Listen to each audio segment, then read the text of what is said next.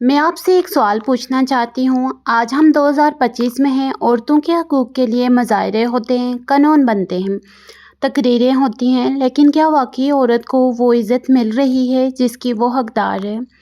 और जब मैंने ये सवाल ख़ुद से पूछा तो मैंने तारीख़ के इस दौर में चली गई जहाँ मैंने जो देखा इसने मुझे अंदर से हिला के रख दिया। 1400 साल पहले जब दुनिया की बेशतर हिस्सों में औरत को इंसान भी नहीं समझा जाता था, इस वक्त एक माशरा था जहाँ औरत की आवाज़ सुनी जाती थी, इसका कारोबार होता था, इसकी राय मानी जाती थी। ये नबी करीम सल्लल्लाहु अलैहि वसल्लम का दौर था और आज मैं आपको इस दौर की वो तस्वीर दिखाना चाहती हूँ जो शायद आपने पहले कभी इससे नज़र नहीं देखी होगी। तो चलें शुरू करते हैं। अस्सलामु अलैकुम, welcome back with another video. अच्छा, सबसे पहले समझते हैं कि इस वक्त दुनिया कैसी थी। जब भी हम किसी चीज़ को समझना चाहते हैं तो पहले इसका पस मंज़र देखना बहुत ज़रूरी होता है। तो इस वक्त दुनिया कैसी थी? रूमी सल्तनत में औरत को जायदाद का कोई हक नहीं था, कोई भी उसको जायदाद में हक नहीं दिया जाता था। यूनान में फ़लसफ़ी अरस्तू कहता था कि एक औरत नामुकम्मल मर्द है। हिंदुस्तान में सस्ती का रवाज था कि शोहर के मरने पर बीवी को ज़िंदा जला दिया जाता था, और अरब में वहाँ बेटी की पैदाइश पर बाप का चेहरा काला हो जाता था। लोग अपनी बच्चियों को ज़िंदा ज़मीन में दफन कर देते थे। औरत को मिरास में नहीं दिया जाता था, बल्कि ख़ुद इसे विरासत की तकसीम किया जाता था। ये वो दुनिया थी जिसमें नबी करीम सल्लल्लाहु अलैहि वसल्लम आए और उन्होंने सब बदल दिया। हज़रत खदीजा रज़ी अल्लाह तआला अन्हा मेरी सबसे पसंदीदा शख्सियत है। सच बताऊं तो जब भी मैं हज़रत खदीजा के बारे में पढ़ती हूँ मुझे इन पर फ़ख्र होता है। वो मक्का की सबसे बड़ी ताजर थी। इनकी तजारती काफ़िले शाम तक जाते थे। वो ख़ुद फ़ैसले करती थी कौन सा माल ख़रीदना है, कहाँ बेचना है, किससे सौदा करना है। लेकिन सबसे बड़ी बात, उन्होंने ख़ुद नबी करीम सल्लल्लाहु अलैहि वसल्लम को शादी का पैगाम भेजा। इस दौर में जब औरत की मर्ज़ी का कोई भी हक नहीं होता था, वहाँ एक औरत ने ख़ुद अपना फ़ैसला किया और इस्लाम ने इसे रोका नहीं बल्कि इस रिश्ते को कबूल किया। और नबी करीम सल्लल्लाहु अलैहि वसल्लम ने इन्हें कितनी इज़्ज़त दी। इनके इंतकाल के कई सालों बाद भी जब इनकी पुरानी सहेली आती थी, आप सल्लल्लाहु अलैहि वसल्लम इसका बेहद एहतराम करते थे, सिर्फ़ इसलिए कि वो खदीजा रज़ी अल्लाह तआला अन्हा की दोस्त थी। ये इज़्ज़त है, ये मोहब्बत है। वो लम्हा जब आसमान ने एक औरत की बात सुनी, ये मेरी सबसे पसंदीदा बात है और मैं चाहती हूँ कि आप इसे गौर से सुनें। कुरान में एक पूरी सूरत है, सूरह अल-माजदला। मजादला का मतलब है वो औरत जिसने बहस की, जिसने दलील दी। हज़रत खौला बिनते सालका के शोहर ने इन्हें ज़ुल्माना तरीके से लटका दिया था, ना तलाक ना निकाह। वो नबी करीम सल्लल्लाहु अलैहि वसल्लम के पास आई और फरियाद की। आप सल्लल्लाहु अलैहि वसल्लम ने फरमाया कि अभी मेरे पास इस बारे में कोई हुक्म नहीं आया, लेकिन वो रुकी नहीं, बार बार अर्ज़ करती रही, रोती रही, दलीलें देती रही, और फिर वही नाज़िल हुई। अल्लाह ने कुरान में फरमाया, अल्लाह ने इस औरत की बात सुन ली जो तुझसे अपने शोहर के बारे में बहस कर रही थी। अल्लाह ने ख़ुद अपनी किताब में एक आम औरत की फरियाद का ज़िक्र किया, इसके लिए कानून बना दिया। ज़रा सोचें, आज के किसी निज़ाम में एक आम औरत की आवाज़ इस सतह पर सुनी जाती है क्या?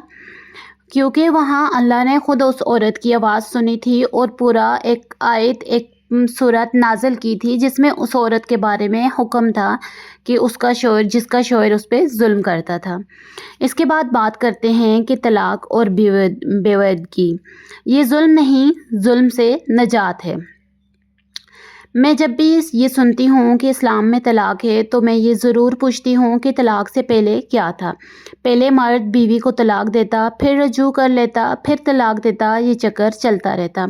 औरत ना आज़ाद होती ना घर की रहती, बस लटकी रहती। इस्लाम ने हद लगाई 3 तलाक बस। मेहर का हुक्म आया, यानी शादी से पहले औरत को इसका माली हक मिलेगा जो सिर्फ़ इसका होगा, शोहर इसमें हाथ नहीं डाल सकता।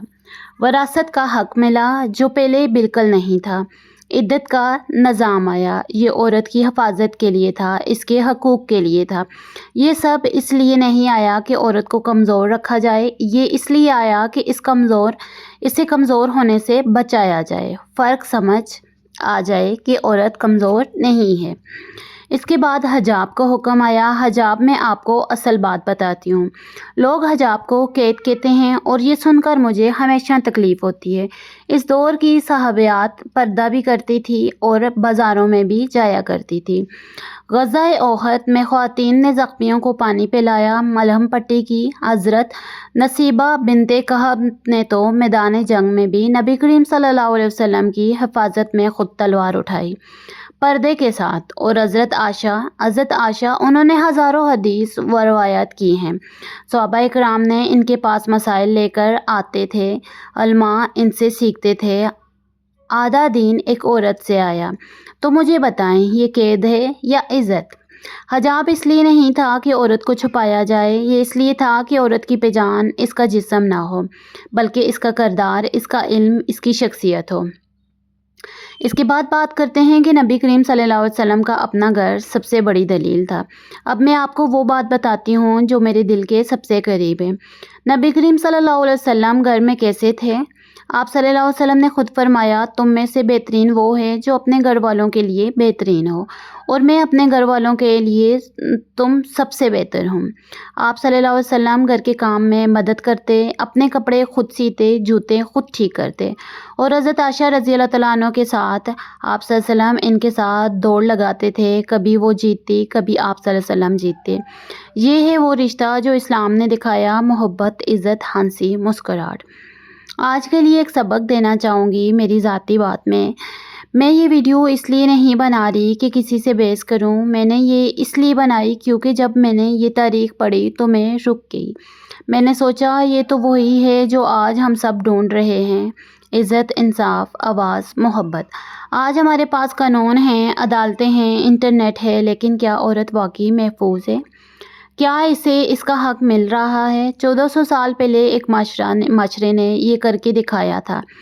ہمیں صرف اتنا کرنا ہے کہ اسے سمجھیں، قانون کی کتابوں میں نہیں، اپنے گھروں میں، اپنے برتاؤ میں، اپنی سوچ میں۔ نبی کریم صلی اللہ علیہ وسلم کا دور صرف تاریخ نہیں، یہ ایک آئینہ ہے جس میں ہم دیکھ سکتے ہیں کہ انسان کیسا ہو سکتا ہے اگر وہ سچ میں چاہے تو وہ خود کو بدل سکتا ہے۔ اگر یہ ویڈیو آپ کے دل کو چھو گئی ہو تو پلیز شیئر کریں کسی ایسے شخص کو جسے یہ سننے کی ضرورت ہو، اور نیچے کمنٹ میں ضرور بتائیں کہ کون سی بات نے آپ کو سب سے زیادہ سوچنے پر مجبور کیا۔ میں آپ کے کمنٹس کا انتظار کروں گی۔